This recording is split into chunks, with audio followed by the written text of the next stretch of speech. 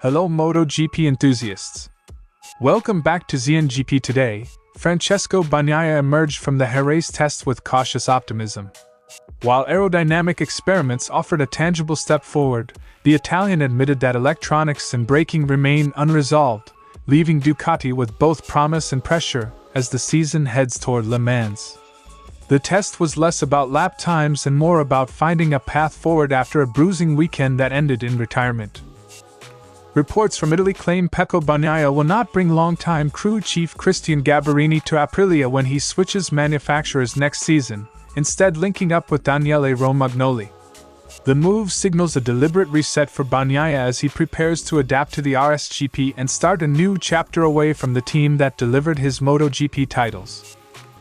Danny Pedrosa offered a veteran's read of the 2026 MotoGP title fight after Jerez, picking Marco Bezzecchi and Marc Marquez as the primary contenders while acknowledging Jorge Martin could upset the picture.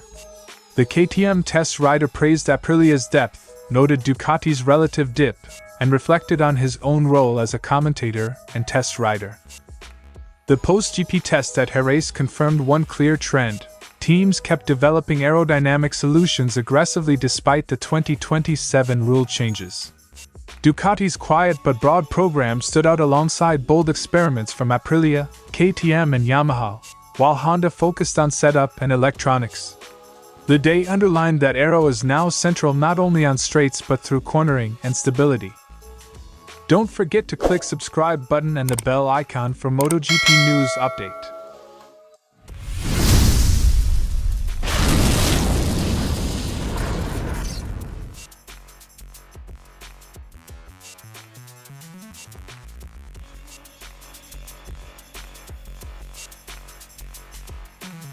Bagnaia reported that the new aerodynamic packages gave him a clearer sense of stability, and allowed the GP26 to maintain corner speed without widening the line.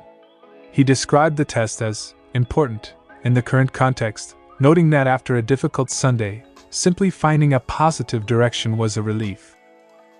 "I'm happy with the aerodynamics. We've taken a small step forward." Bagnaia was frank about the electronics.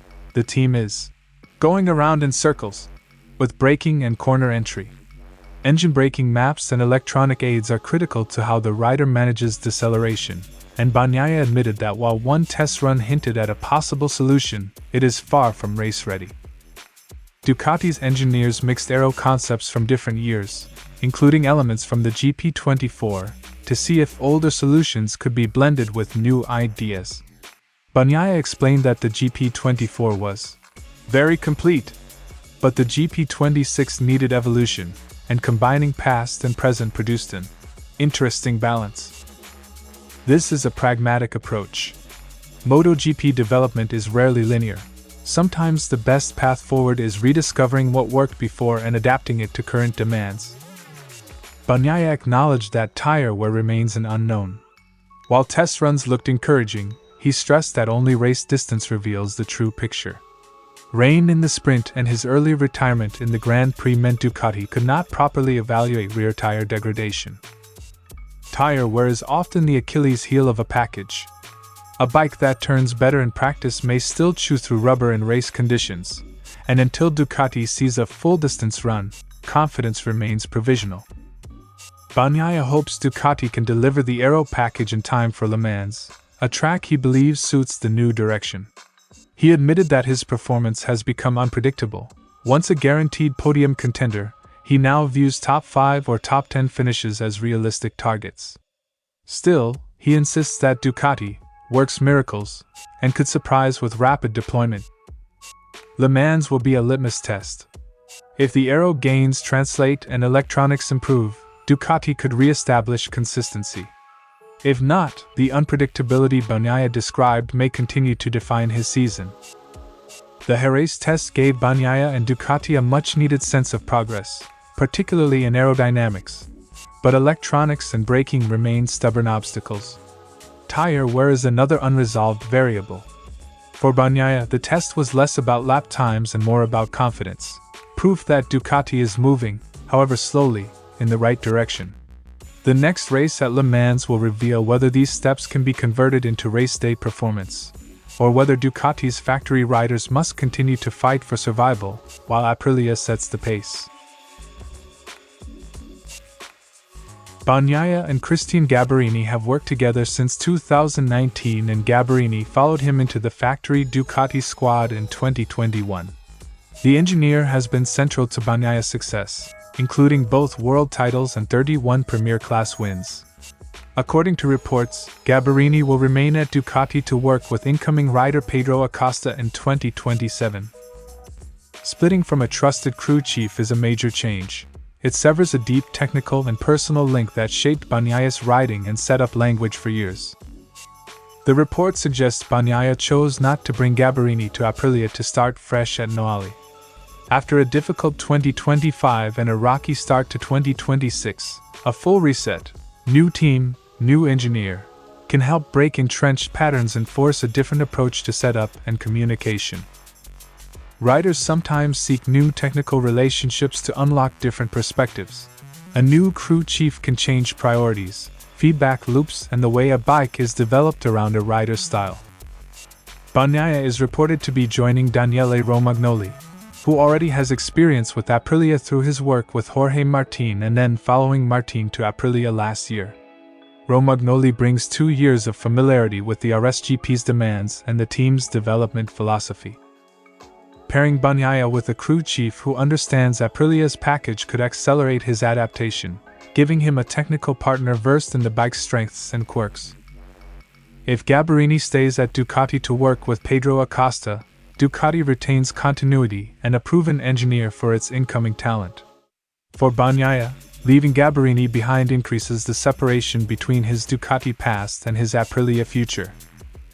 For Ducati, keeping Gabarrini is a way to protect institutional knowledge.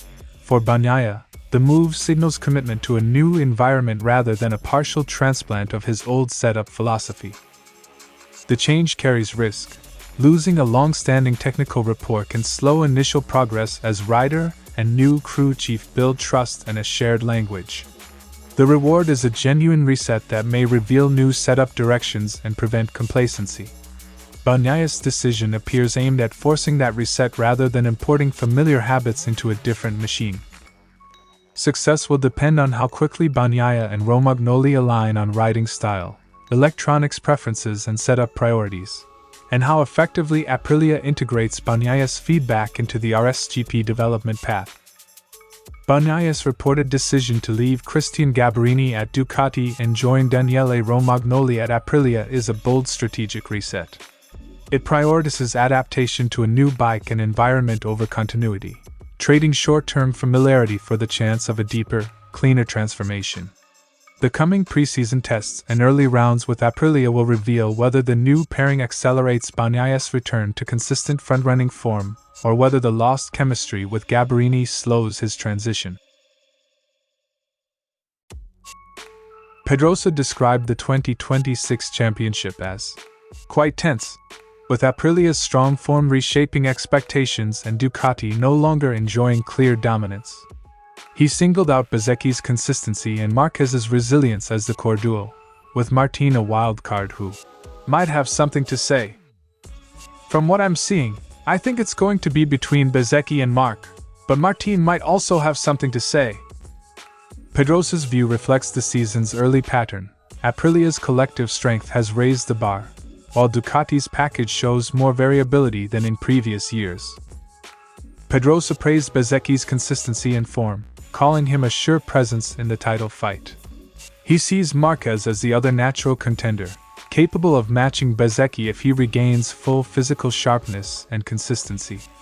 Martin's speed and unpredictability make him a potential spoiler.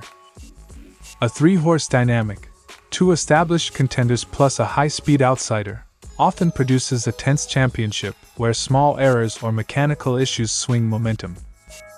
Pedrosa highlighted Aprilia's dominance at Jerez, noting multiple Aprilia riders inside the top positions and the brand's overall progress. He contrasted that with Ducati's current uncertainty, where the factory is searching for solutions rather than dictating terms as in past seasons. When a manufacturer fields several competitive riders, it signals both a strong package and a robust development path, a double threat to rivals who must respond on multiple fronts. Pedrosa praised Pedro Acosta's form while cautioning that bike performance can limit results in some races. He expressed hope that Acosta can capitalize on his talent even when the machinery is not always the class leader. Young riders on competitive but occasionally inconsistent bikes often oscillate between standout results and frustrating weekends. Development and setup continuity are key. Off the track, Pedrosa enjoys greater fan interaction and values his DAZN commentary role, where he aims to explain fast events clearly for viewers. He also shared a personal insight. He would advise his younger self to trust intuition more and over-rely on logic less. Former riders who become commentators bring credibility and nuance. Pedrosa's mix of technical insight and personal reflection adds weight to his championship red. Pedrosa's assessment frames the 2026 title fight as a close, multi-front battle. Bezzecchi and Marquez are the favorites, with Martin a credible disruptor. Aprilia's current momentum makes the season unpredictable, while Ducati's response and Marquez's physical recovery will be decisive variables. The European rounds will clarify whether Aprilia can sustain its advantage or if Ducati and other challengers can regroup and tilt the championship back into a broader contest. Ducati combined new and previously tested parts to refine the GP26's airflow and stability. The most visible changes were a deeper lower fairing and an aero cover on the swing arm aimed at improving efficiency when the bike is leaned over. The package targeted front load and cornering stability rather than outright top speed gains. These tweaks aim to recover front-end confidence and reduce sensitivity to crosswinds, helping riders carry speed through fast, flowing sections. Aprilia introduced a new fairing with pronounced side appendages nicknamed elephant ears to clear airflow around the rider's shoulders. They also trialed an experimental tail-mounted data acquisition system for internal development and signaled early work on the 2027 850 cubic centimeters engine. Aprilia's approach blends aerodynamic aggression with advanced data capture, reinforcing their current competitive edge and long-term planning for the regulation change. KTM ran a new aerodynamic package on its test bike showing steady gains, while Yamaha completed a crucial day with all 4 riders testing the same new equipment, an aero package, a slightly revised chassis and multiple setup permutations. Yamaha's unified test allowed broader data collection to stabilize their baseline. KTM's measured progress and Yamaha's coordinated test both aim to close gaps through iterative aero and chassis work rather than single dramatic changes. Honda brought no new bodywork and concentrated on setup and electronics.